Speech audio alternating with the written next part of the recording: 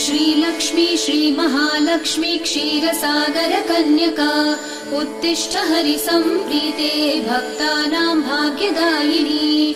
श्रीलक्ष्मी श्रीमहालक्ष्मी क्षीरसागर कन्यका उत्तिष्ठ हरिसम्प्रीते भक्तानां भाग्यदायिनी।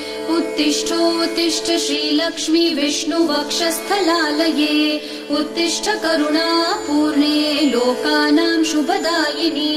उत्तिष्ठोत्तिष्ठ श्रीलक्ष्मी विष्णुवक्षस्थलालये उत्तिष्ठ करुणापूर्णे लोकानां शुभदायिनी।